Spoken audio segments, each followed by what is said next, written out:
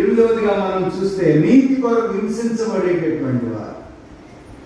నీతి కొరకు హింసింపబడేటటువంటి వారు అంటే నీతి కొరకు హింసించబడేటటువంటి వారు శ్రమలు పొందుతారు. శ్రమలు పొందుతారు ఈ లోకంలో. నీతి కొరకు హింసించబడేటటువంటి వారు నిందలు పాలవుతారు ఈ లోకంలో. అంతేకాకుండా వారు క్రీస్తుతో ఏకమైన అనుభవాన్ని కూడా పొందుతారు. ఎందుకనంటే భూలోకంలో ఎవరైతే శ్రమ పడతారో పరలోకంలో వారికి స్టెఫన్ మరణ సందర్భంలో స్టెఫన్ మీద రాళ్ళు వేసి కొడుతుంటే స్టెఫన్ ఏమని ప్రార్థన చేశాడు? ప్రభువా వీరిని క్షమించమని ప్రార్థన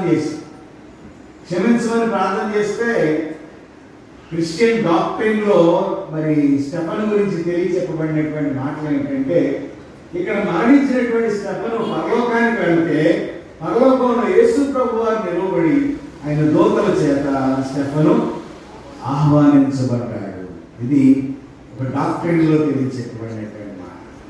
అంటే ఈ లోకంలో ఎవరైతే నీతి కొరకు హింసింపబడతారో వారు పరలోక రాజ్యానికి అర్హులుగా చేయబడతారు. అంటే క్రీస్తు సారూప్యంలోనికి నడిపించబడేటటువంటి ధన్యతను నిందలు, అవమానాలు, అన్యాయంగా మాట్లాడుతున్నటువంటి మాటల ద్వారా మనం ఎక్కడికి చేర్చబడతామంటే ఆయన రాజ్యంలోనికి.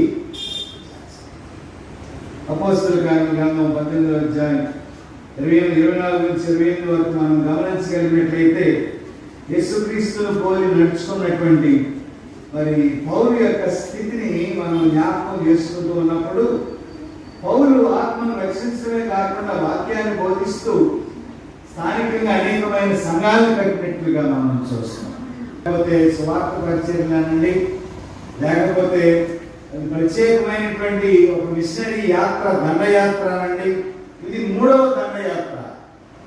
పౌలు జీవించినటువంటి కాలంలో 3వ దండయాత్ర. ఎక్కడ అంటే ఎఫెసీలో 3 సంవత్సరాలు పరిచర్య జరిగించి ఆ పరిచర్యలో మరి శక్తివంతంగా అపోలోకు బోధించినటువంటి అలెగ్జాండ్రియా వాడైనటువంటి అపోలో అతను యూదుడిగా ఉన్నాడు.